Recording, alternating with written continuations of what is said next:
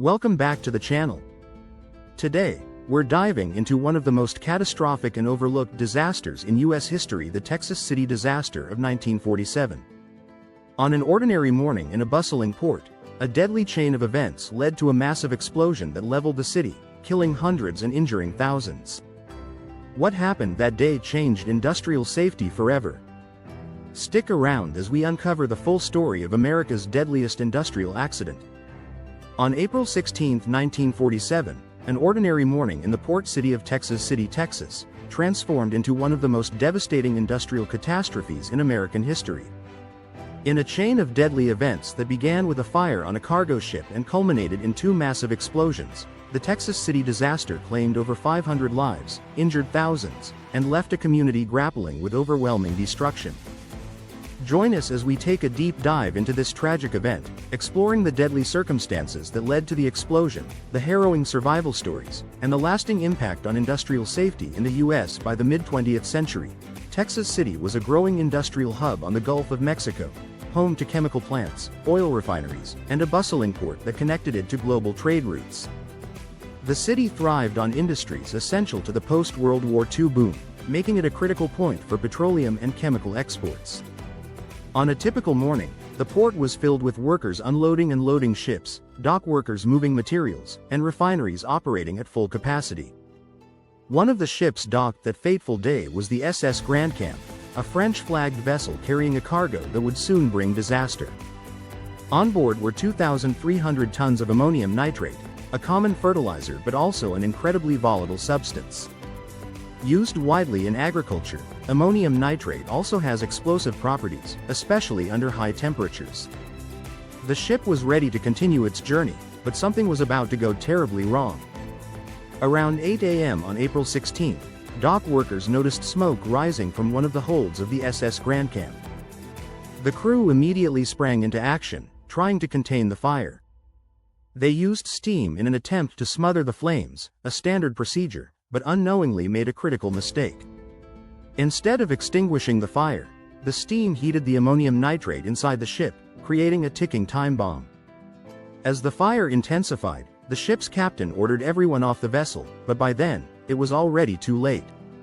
Spectators, including schoolchildren, had gathered to watch the plume of smoke rise into the sky, unaware of the impending catastrophe.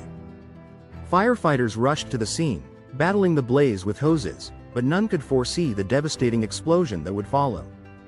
At 9:12 a.m., the SS Grand Camp exploded in a cataclysmic blast that could be felt as far as 150 miles away. The explosion was so powerful that it shattered windows in Houston, 40 miles away, and registered as an earthquake on seismographs in Louisiana. A towering mushroom cloud rose 2,000 feet into the sky, eerily reminiscent of the atomic bomb explosion seen just 2 years earlier in Hiroshima and Nagasaki. The blast instantly obliterated everything within a mile of the harbor. The ship was blown apart, its fiery debris scattered across the city, igniting fires in nearby refineries and chemical plants. A 15-foot tidal wave surged through the harbor, wrecking ships and drowning workers. Metal fragments from the Grand Camp, some weighing several tons, were flung miles away, crushing buildings, cars, and people in their wake. The heat was so intense that it melted steel structures and turned sand into glass. Within seconds, hundreds were dead. Entire families were torn apart, and the city's firefighters who had responded first were almost entirely wiped out. More than 500 people died in the explosion, but many of their bodies were never recovered or identified due to the scale of destruction. For those who survived, it felt like the world had ended. As Texas City reeled from the initial explosion, firefighters and rescue teams rushed to contain the fires still raging across the harbor and industrial plants. Unknown to many, another ship, the SS High Flyer, was docked nearby and also carried ammonium nitrate, another deadly bomb waiting to go off. Despite efforts to tow the High Flyer away from the danger zone, it was too late. In the early hours of April 17, the High Flyer exploded in a second devastating blast, sending more fire and debris across the already ravaged city. This explosion further compounded the damage, leaving what was once Texas City's thriving industrial port in smoldering ruins. The aftermath of the Texas City disaster was apocalyptic. More than 500 people were dead, over 5,000 were injured, and more than 1,000 buildings were damaged or destroyed. Hospitals overflowed with the wounded, and makeshift morgues were set up in nearby buildings to deal with the sheer number of bodies. Many of the victims were burned beyond recognition, and some were never identified. The human toll was matched by economic devastation. Texas City's industrial sector was crippled, and the once thriving port was reduced to wreckage. Hundreds of families lost their homes, their loved ones, and their livelihoods.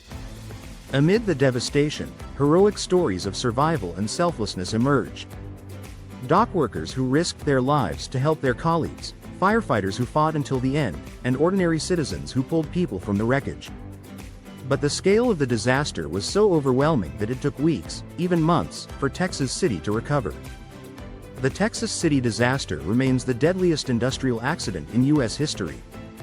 In the aftermath, questions were raised about how such a tragedy could have occurred. Investigations revealed that both the lack of safety regulations for transporting hazardous materials and the improper handling of the fire had contributed to the catastrophe.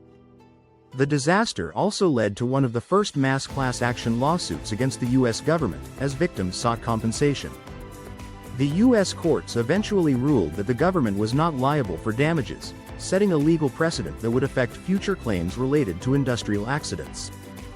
More importantly, the Texas City disaster sparked a wave of changes in industrial safety practices.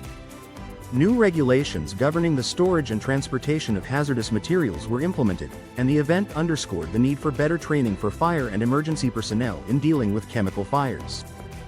Today, Texas City honors the memory of those lost with a memorial park, and while the town has rebuilt itself, the scars of that deadly day remain a part of its identity. The lessons learned from this tragedy have shaped how industries around the world handle dangerous materials, making sure that such a disaster never happens again. The Texas City disaster stands as a powerful reminder of the dangers of industrial negligence and the devastating consequences when safety measures are overlooked. Though the events of April 16, 1947, are not as widely remembered today, they continue to influence industrial safety and emergency response protocols across the globe. Thanks for joining us for this powerful look at the Texas City disaster. The scale of the destruction and the lives lost in this tragedy remind us just how important safety measures are in our everyday lives. If you found this video informative, don't forget to like, subscribe, and hit the bell for more historical stories like this. And let us know in the comments, had you heard about the Texas City disaster before today? What other overlooked events would you like to see covered? Until next time, stay safe and take care.